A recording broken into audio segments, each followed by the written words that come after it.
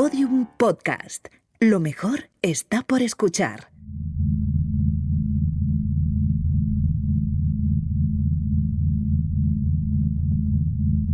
¿Sabías que los animales también tienen conciencia del pasado y planifican el futuro? ¿Por qué aceptas que tu teléfono móvil cuente tus pasos y tus latidos? ¿Vivimos más acelerados incluso en tiempos de pandemias? ¿Cómo ha cambiado nuestra relación con el tiempo y con el mundo en los últimos años?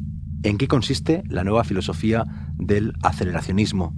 ¿Cómo podemos decidir nuestros propios ritmos? Enseguida algunas respuestas y nuevas preguntas para pensar y aprender juntos en Solaris, ensayos sonoros para ser más contemporáneos. Capítulo 1. El tiempo acelerado.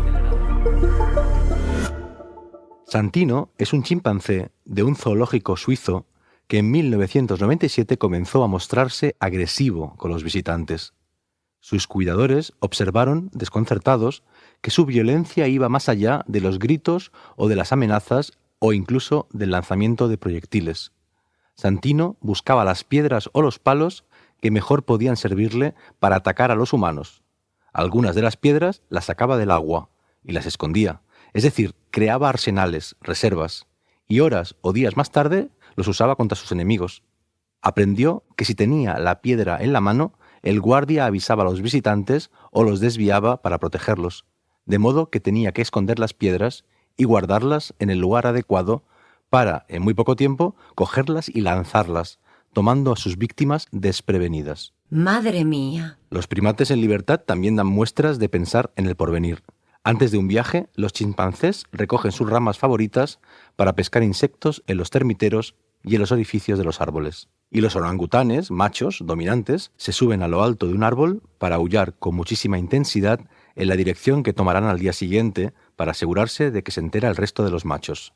Saben perfectamente la ruta que harán durante al menos las 12 horas posteriores a los gritos.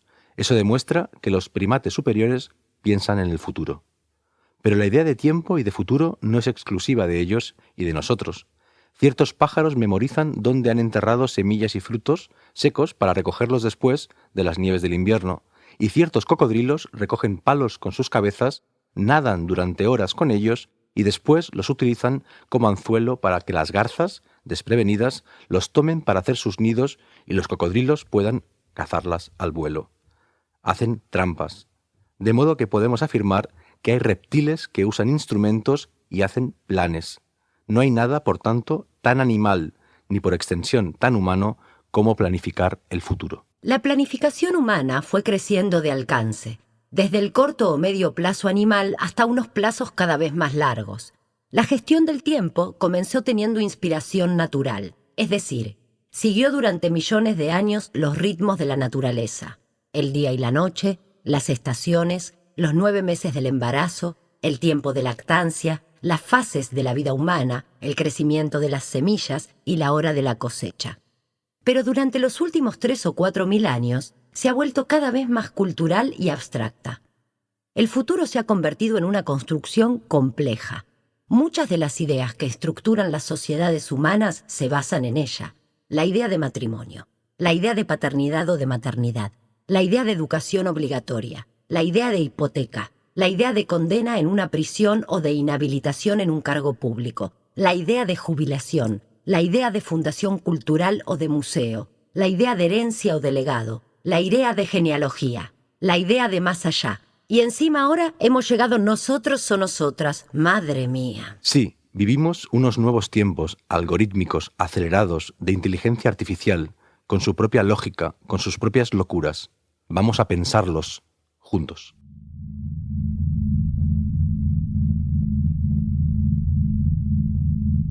Buenas noches, o buenos días, o buenas tardes. No tengo modo de saber a qué hora, ni en qué lugar, ni en qué condiciones me estás escuchando. Porque esto es un podcast. El podcast no es radio ni es audiolibro, pero tiene algo de la radio y del audiolibro. Es nuevo, pero como todo lo nuevo, tiene su tradición, su genética, su historia. Es futuro con un rastro de pasado, puro presente. Este podcast se titula Solaris, ensayos sonoros para ser más contemporáneos. Yo soy Jorge Carrión, escritor y corresponsal en el presente. Sí, en el presente.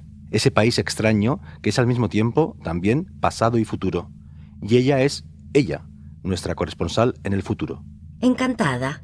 Digamos que soy un algoritmo de voz y la compañera de Jorge en esta aventura. Madre mía. Eso, madre mía. En cada capítulo de este podcast vamos a examinar aspectos de nuestra realidad que tal vez sean las vanguardias de lo que está llegando, de lo por venir. Vamos a pensar la ciencia y la tecnología más innovadoras en el contexto de la filosofía, de las artes, de las narrativas. Vamos a recomendar libros y series, con nuestros corresponsales en plataformas tecnológicas, en tecnologías diversas, en lenguajes artísticos y en festivales expandidos, y contigo. Vamos a pensar juntos, vamos a ensayar juntos, vamos a aprender juntos. Buenas noches, o buenos días, o buenas tardes. Aquí estamos, en vivo, pero no en directo. Bienvenida. Bienvenido. En este primer capítulo vamos a hablar de la aceleración del tiempo. No es un fenómeno nuevo. Ya Aldo Manuccio, el gran editor italiano del Renacimiento, se quejaba de que, con tantas lecturas pendientes, reuniones y cartas de lectores, tenía más trabajo que tiempo para hacerlo. Ya William Shakespeare, en la misma época, denunciaba que aumentaba la velocidad del mundo. Toda la modernidad se ha construido sobre la idea de innovación y de obsolescencia programada. Pero el correo electrónico, los trenes de alta velocidad, la mensajería instantánea y la digitalización de la realidad han aumentado exponencialmente la velocidad de las cosas. Incluso ha surgido una nueva corriente filosófica, el aceleracionismo, que está ideando alternativas a esa lógica un tanto demencial. Vamos a pensar en todo eso juntos, tú y nosotros, durante los próximos minutos, en un recorrido argumentativo y argumental que nos llevará desde Santino, el maquiavélico mono suizo, hasta Hachiko, el perro más melancólico de Japón, cuya historia os contaremos al final de este primer capítulo de Solaris, ensayos sonoros para ser más contemporáneos.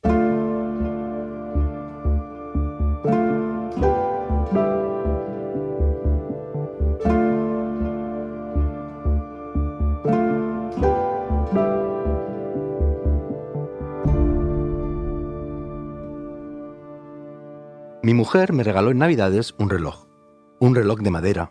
Yo hacía 20 años que no llevaba reloj, pero me he acostumbrado rápidamente a él.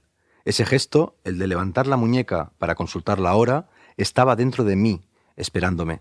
Es mucho más natural y cómodo que sacar el teléfono móvil del bolsillo, y sin embargo eso es precisamente lo que he hecho durante los últimos 20 años, porque en ningún momento me planteé, durante 2 décadas enteras... Parece mentira. Sin duda. 20 años sin preguntarme por qué había dejado de llevar reloj, asumiendo que también eso, consultar la hora, como tomar fotos, como consultar el mapa, como mirar mis redes sociales o mi correo, como gestionar mis cuentas bancarias, lo iba a hacer en un dispositivo electrónico.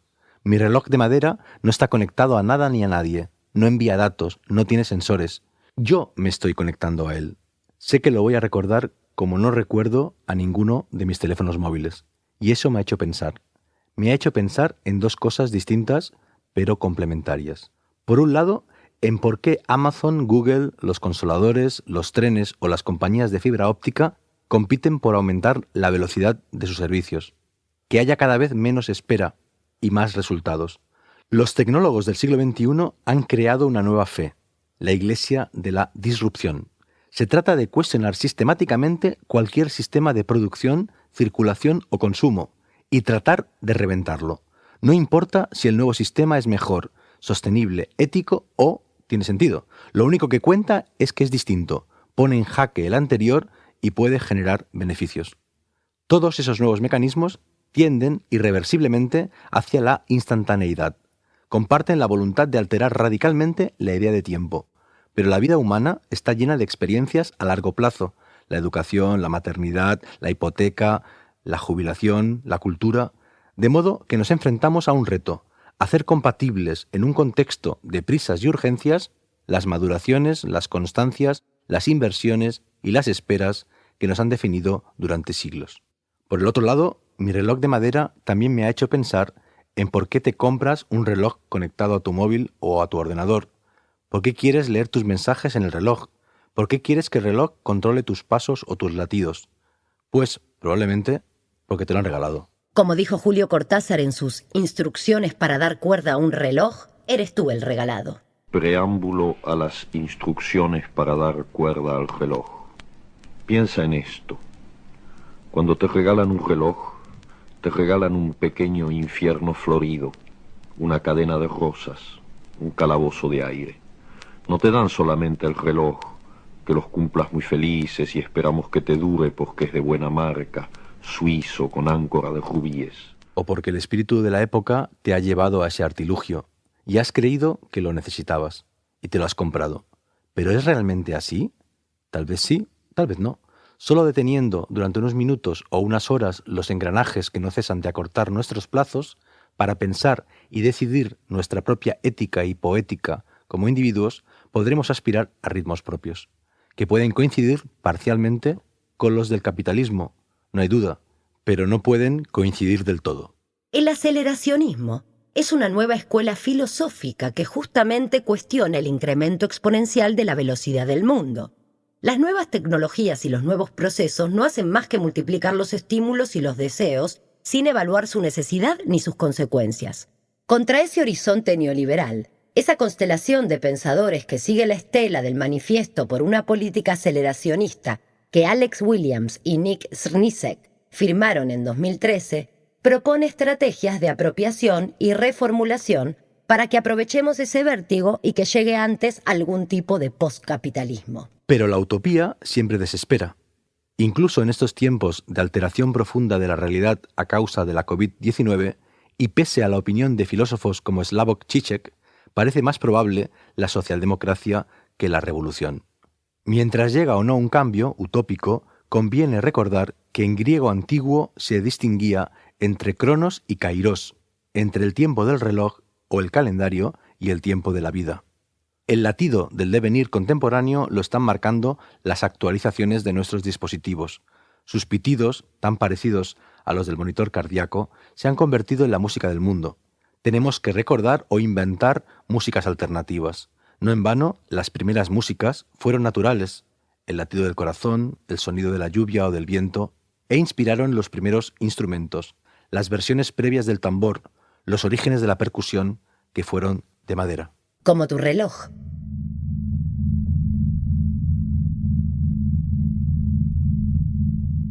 Los nuevos ritmos afectan a todos los ámbitos de la realidad, pero dos de ellos destacan, el de las emociones y el de las tecnologías. Por eso, los dos siguientes corresponsales de Solaris, ensayos sonoros para ser más contemporáneos, que vas a conocer, después de que ella y yo ya nos hayamos presentado, son dos expertos en esos ámbitos del pensamiento contemporáneo. Escuchemos primero a Eloy Fernández Porta, nuestro corresponsal en Sociología de las Emociones, para que nos resuma su visión del tiempo contemporáneo que ha explorado en libros como Homo Sampler o Eros. La vivencia de la temporalidad en la época contemporánea es indisociable del estatus de la fotografía. La fotografía como arte y como práctica ha mutado desde principios del siglo XXI y se encuentra a día de hoy aprisionada en una dinámica entre dos movimientos. Por una parte, el archivo, la pulsión archivística. Todas las imágenes generadas desde principios del XIX y hasta nuestra época vuelven en distintas modalidades de registro, generando nuevas ideas acerca de la historia del medio. Por otra parte, el presente, la producción compulsiva de actualidad por medio de la foto digital, por medio de stories de Instagram, pauta el ritmo al cual se vive la temporalidad en la que estamos sumidos. De la dialéctica y la combinación entre esos dos impulsos surge el tiempo contemporáneo como marca registrada fotográfica. Y escuchemos ahora a Carlos Alberto Scolari, nuestro corresponsal en Ecología de los Medios, para que nos haga un breve repaso de la aceleración de los inventos y de los dispositivos. En el dominio de la evolución biológica hay momentos de aceleración, hay momentos donde aparecen nuevas variaciones, nuevas especies animales y vegetales. Algo por el estilo pasó hace 550 millones de años en lo que se llama el periodo precámbrico, o mejor, la explosión precámbrica. Fue un momento donde aparecieron muchas especies, muchas variaciones, muchas mutaciones, y también después obviamente hubo grandes extinciones. Podríamos decir que actualmente en el mundo de la tecnología, el mundo de la comunicación, también estamos pasando por una fase de explosión precámbrica. Esta explosión de nuevos medios, nuevas formas de comunicación y nuevos formatos comenzó hace aproximadamente 30 años con la llegada de la web. En ese sentido, la web no es un medio más, no es una especie mediática más, sino que es un metamedio, es un medio de medios. Si nosotros vemos, una buena parte de estas nuevas experiencias, formas de comunicación, aparecieron dentro de la web. Facebook nació en la web, YouTube nació en la web y muchas otras aplicaciones, contenidos e incluso nuevos formatos nacieron a partir de la web.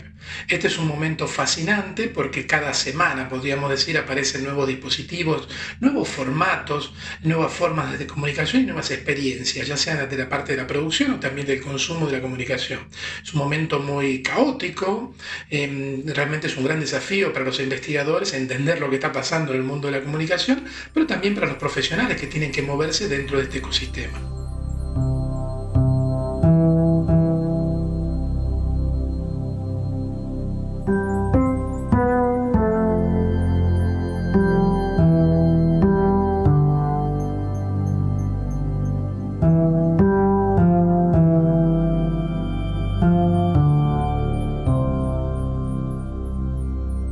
La novela Solaris, que el escritor polaco de ficción especulativa Stanisław Lem publicó en 1961, empieza con la llegada de Chris Kelvin a la estación de observación del planeta Solaris para investigar los extraños comportamientos de los 3 seres humanos que viven en ella. Comportamientos que se parecen mucho a la locura. Enseguida la fascinación del protagonista se dirige hacia el propio planeta, que es sobre todo un gran océano que produce arquitecturas caprichosas e increíbles, un ser consciente y probablemente también pensante, que ha generado una ingente cantidad de estudios. Por eso Chris Kelvin se pasa más tiempo en la biblioteca que explorando el planeta. Porque hace 60 años todavía buscábamos respuestas sobre todo en los libros, pero Chris Kelvin no solo se enfrenta a los 3 científicos más o menos enloquecidos de Solaris, a la inmensa bibliografía que se ha producido sobre el planeta y al océano vivo y probablemente inteligente que lo rige. Nos adentramos en el cosmos, listos para lo que sea. Soledad, penurias, agotamiento, muerte. Nos sentimos orgullosos, pero cuando lo piensas, ese entusiasmo es una farsa. No queremos otros mundos, sino espejos. También se enfrenta a los fantasmas o las criaturas. En un fenómeno absolutamente paranormal, Solaris crea unos seres de carne y hueso que se relacionan directamente con el subconsciente de sus visitantes. Así, Chris Kelvin convive durante su estancia con su exmujer, o con el cuerpo de su exmujer, o con un clon o construcción o simulacro que es y habla exactamente como su exmujer, que muere y reaparece en una especie de eterno retorno que dilata todavía más la desesperante experiencia del tiempo en la lejanía, en el exilio y en el espacio sideral. Aunque viajemos al futuro y seamos puro presente, parece decirnos Lem, también llevamos con nosotros siempre el pasado. El hombre, al contrario de lo que aparenta, no se inventa objetivos, se los impone la época en que nació, puede estar a su servicio o bien rebelarse contra ellos, pero tanto el objeto de la entrega como el de la rebelión vienen dados desde fuera, dice el narrador. No hay duda de que estamos radicalmente condicionados por nuestro hoy y por empresas disruptivas como Amazon, Netflix, Google o Apple, que no sacan el pie del acelerador. Pero podemos imaginar mañanas, y para ello podemos y debemos recordar. Recordar, por ejemplo, que venimos del agua y del caminar. Antes de ser homos, antes de ser primates, antes incluso de ser mamíferos inferiores, fuimos criaturas marinas, y durante millones de años fuimos nómadas. Hay memoria líquida en el fondo de nuestro ADN que ha alterado nuestra relación durante millones de años con virus y bacterias, y caminamos al ritmo del corazón, sístole, un paso, diástole, el paso siguiente. De modo que el tiempo vivido en el agua o mientras caminamos es un tiempo anterior al tecnológico, cuyos ecos todavía podemos recuperar y recordar. Por ejemplo, también que venimos de la mitología y de la tragedia. Por raro que parezca. Ese recuerdo nos puede servir para discriminar también en nuestro consumo cultural. Seguramente sea mucho más interesante el mundo de Pokémon o de Star Wars, complejos y ambiciosos, que el de los selfies y los youtubers autobiográficos, superficiales e igualmente adictivos. Y seguramente sea mucho más interesante comprar ciertos objetos en tiendas físicas o buscar ciertos conocimientos en librerías, bibliotecas o archivos, incluso en un viaje, para dotarlos de una historia, incluso, quién sabe, de una cierta épica, que obtenerlos de inmediato y sin ningún tipo de relato por Internet. En su teoría de la resonancia, el sociólogo alemán Hartmut Rosa nos recuerda que la experiencia que nos saca del tiempo cotidiano y nos transporta a un tiempo de mayor calidad e intensidad, mejor sintonizado con el mundo, puede darse tanto en el ámbito de lo social y de la naturaleza y del deporte, como en la esfera estética. Como él mismo ha escrito, la mayoría de los espectadores teatrales y de conciertos musicales conoce también esos momentos de transformación en los que uno ya no precisa concentrarse para seguir la música o la trama. Uno se transforma automáticamente en parte del acontecimiento estético. A menudo, estas dos formas de resonancia colectiva despliegan un efecto recíproco de contagio. La resonancia entre los artistas se transfiere al público y viceversa. No podemos saber exactamente cómo se vivía el momento de la catarsis o de la transformación colectiva en una tragedia de la antigua Grecia, esa comunión entre la obra, los actores y el público, pero sí podemos buscar los modos en que nosotros nos sentimos parte de una comunidad y nos emocionamos y salimos durante un tiempo limitado de nuestras urgencias en el interior de un cine o de un teatro o de una sala de conciertos, donde, por supuesto, tenemos que tener el teléfono móvil apagado.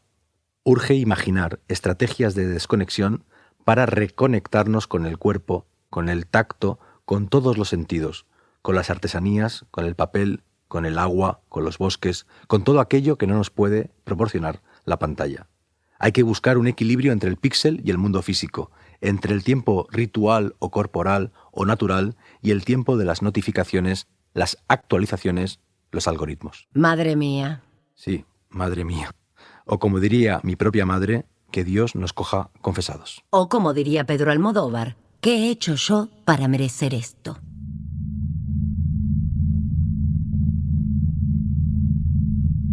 Solaris es un podcast de ensayo y narración, de modo que detrás de cada uno de sus capítulos hay una extensa bibliografía. Empezaremos a acabar este primer capítulo con algunas recomendaciones para seguir leyendo sobre el tiempo en el siglo XXI. Ella, nuestra corresponsal en el futuro, ¿qué libros hemos tenido sobre todo en cuenta para pensar y escribir esta primera entrega? Pues sobre todo, nos hemos dejado iluminar por dos libros del sociólogo alemán Hartmut Rosa. Por un lado, Resonancia, una sociología de la relación con el mundo, su obra más extensa e influyente, donde analiza todas las dimensiones de nuestra relación con la realidad, atravesadas todas ellas por la aceleración del tiempo. Por el otro lado, Alienación y aceleración, hacia una teoría crítica de la temporalidad en la modernidad tardía. Un librito de 187 páginas, el otro tiene casi 600, que es una especie de resumen de la teoría de Rosa. Si se me permite la broma, perfecto si tenemos poco tiempo. Eres mala. Madre mía. En fin, ambos publicados por la editorial Katz, y de Solaris, de Stanislav Lem, recomendamos la edición de la editorial Impedimenta, traducida por Joanna Orzechowska. Gracias, ella. Escuchemos ahora a Eloy Fernández Porta, nuestro corresponsal en Sociología de las Emociones, para que nos recomiende algún libro interesante sobre la vivencia del tiempo en el siglo XXI.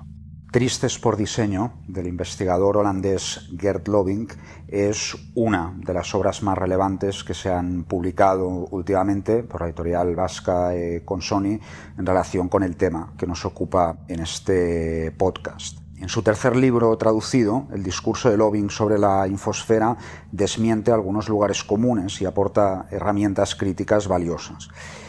Para él, la vivencia en la esfera digital no se define como una adicción y tampoco es solo una forma de narcisismo. Lo que es más importante, las plataformas no son casi nunca espacios para construir la subjetividad. Muy al contrario, funcionan como instituciones del tiempo, gestoras de la temporalidad. concebidas en su origen para conocer y presentar al individuo, sirven en realidad para contenerlo en su nicho temporal, en su burbuja cronológica, en su perfil. Y escuchemos por último a Carlos Alberto Scolari, nuestro corresponsal en la ecología de los medios, para que también nos diga cuál es el título de referencia sobre el tiempo en el nuevo contexto de la difícil economía de la atención. El tema de la economía de la atención y la fragmentación de los contenidos y de los medios es un tema muy complejo que puede ser abordado desde diferentes perspectivas. En ese contexto no voy a recomendar un libro, voy a recomendar dos. Uno de Philip Napoli, se llama Audience Evolution, o sea, evolución de las audiencias, y él entra en este tema desde una perspectiva más socioeconómica, que implica esta fragmentación de las audiencias y cómo se vinculan las viejas audiencias del broadcasting con las nuevas audiencias interactivas, digamos. Y el otro libro es de Claudio Celis Bueno, se llama The Attention Economy, Labor, Time and Power in Cognitive Capitalism, o sea, la economía de la atención, trabajo, tiempo y poder en el capitalismo cognitivo. Es un libro del 2017, y aquí sí el enfoque es más filosófico crítico, entra a jugar la cuestión del capitalismo y la fragmentación de las audiencias, de los consumos y de nuestra atención, pero también entra en la cuestión más, digamos, cognitiva, hace un cruce entre la dimensión más de la explotación que tendría esto y la percepción que tiene el sujeto y cómo entra el sujeto en todo esto. Son solo dos posibles libros, es un tema complejo, complicado, que puede ser abordado desde diferentes perspectivas, pero espero que les sirvan para comprender un poco mejor qué es esto de la economía de la atención.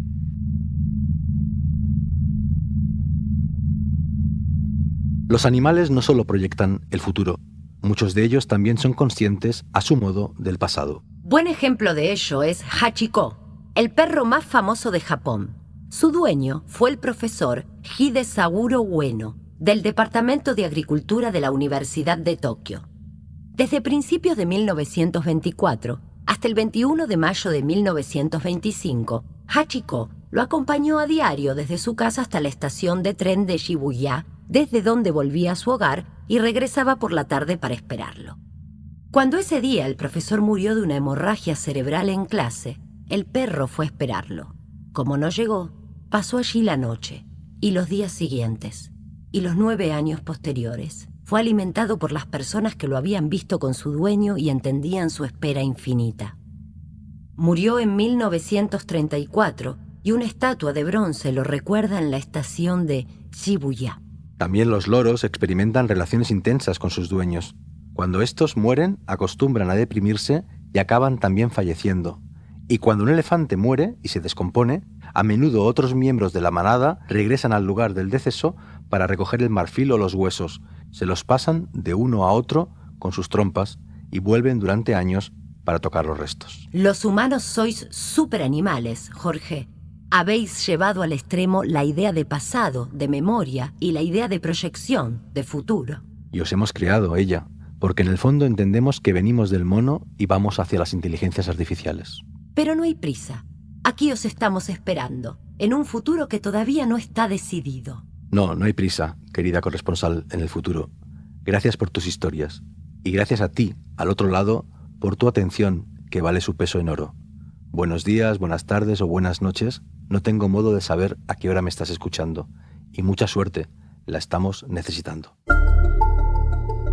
Solaris, ensayos sonoros para ser más contemporáneos. Una producción de Podium Podcast creada y narrada por Jorge Carrión, con Fernanda Horaci como ella, nuestra corresponsal en el futuro. Edición Ana Alonso. Diseño sonoro Andreu Quesada.